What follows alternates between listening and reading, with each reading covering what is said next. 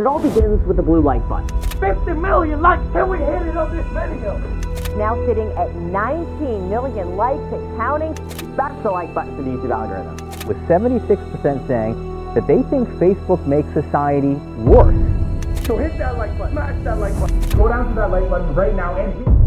Let me say this and tell me if you have experienced what I'm about to say, or if you know someone that has. You use some kind of social media platform and you decide to post something. That could be a photo or a video or a story. So you take a photo, you look at it, and you don't really like it, and you take another one, and another one, and another one, and that continues until you are somewhat satisfied. You then proceed to editing that photo, adjusting the photo, using a filter, picking hashtags, thinking about the caption, and finally, after you made sure that everything is perfect, you upload it. A few minutes pass, you grab your phone and you immediately look at the notifications, the likes, the comments. And if you see a number that doesn't satisfy you, you think you're not good enough, that you don't look good enough, that you have less value than your friend or your colleague or any other person that you see that has more likes. You then see other photos, videos of people and their filtered lives who you think look good and have a large amount of likes. You start comparing yourself to those people and you think to yourself, how am I gonna compete with them? I look ugly or in a bad shape or poor compared to them. You become obsessed with numbers. You let them define your value as a person. But have you ever thought about what likes really are?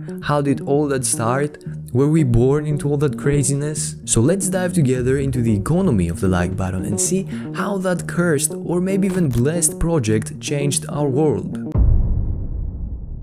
So it's 2007 and a group of engineers created a prototype for their website which had the potential to change their business forever, and they call it the Awesome Button. After working on it for months, they were ready to launch it, and the only thing that they needed was the approval of their CEO, Mark Zuckerberg. You can see where this is going, right? Surprisingly, the review doesn't go that well, and he actually rejects the button because he is afraid that the button would overshadow other features like commenting, sharing. Little did they know, the Awesome Button, today known as the like button, didn't only change their business, it actually had a huge impact on us. With all that being said, you think that the like button comes from Facebook, right? But it actually didn't start with Facebook, or at least they were not the first to invent it. The first like button was clicked on Vimeo in 2005. But one of their vice presidents admitted that he copied the idea from another website called Digg, a news aggregator website. On Digg, you could actually dig a post or bury it. You know, like saying I dig that, or just giving a like basically. So this way the users of the website could rank the posts by popularity. Also another website, beta.com, which was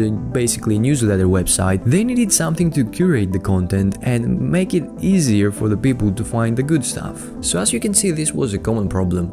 You know, navigating through a website with tons of users and finding the good stuff. And by November of 2005, beta.com had its own version, a button reading I like this. So as you can see, there were a lot of different versions and forms of the like button that were getting more and more popular in the early 2000s. And even though Facebook wasn't the first one to invent the like button, it was for sure the first one to make it mainstream, and it had a huge influence on us. Moving on, in 2006, Twitter was launched, and its main focus was reading your friends' updates and posting your own. Then it was the first time that the idea of the timeline, list of your friends' updates, was introduced. And a few months later, Facebook introduced its own timeline, the newsfeed. So the newsfeed actually made people more hooked on Facebook than ever before, and almost every post on the newsfeed was being overrun with comments that expressed some kind of I like this. Leah Pearlman, a product engineer, joined Facebook around that time, and she proposed to create a button that would give that kind of affirmation. But the button was rejected by Zuckerberg and it went back to the development stage. After tons of failed reviews, it was starting being seen as a cursed project. If you ever feel like you're being rejected, think about the like button. This is some kind of motivational stuff. And after almost 2 years of trying to get an approval by Zuckerberg, they actually managed to prove that it was increasing the engagement, and he approved it.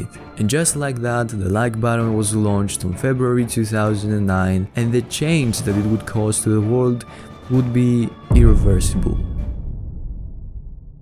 Over time, liking became instinctual for all of us.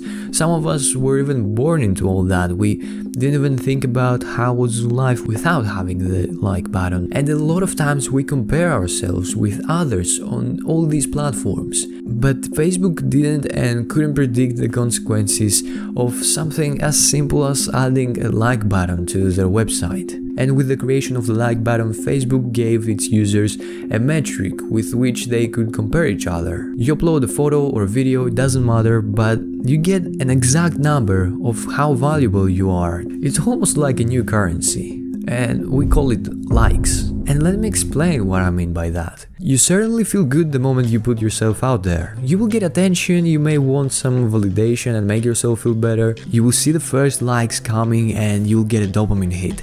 You know, when you see those numbers go up, you know that feeling? Yeah, that's a dopamine hit. And our brains tend to chase that rush. But a few minutes or even seconds after you upload it, or even before you upload it, it hits you. What if nobody's gonna like that? What if I don't get enough likes? What if nobody's gonna engage with that post? You just entered a competitive market, and in that market, the currency are the likes. Like imagine going to the bank or checking your PayPal, but you also see the balance of all the other people. It will cause a lot of people to feel dissatisfied with what they have. And when your sense of worth is based on how you do compared to others, your happiness is not under your control anymore. And there is also the fear of missing out that you feel when you're watching other people's videos, stories, photos of them having their best life. And many of them make their life look way better than it actually is. Roosevelt once said, "Comparison is the thief of joy."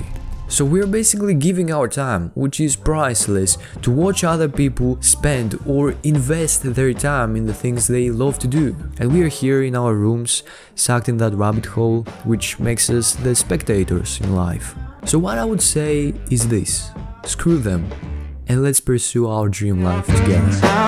Hey baby, can you tell I'm not a criminal? Your choice is seminal. I want you to stay true to what's right for you. No matter who or know what will others say.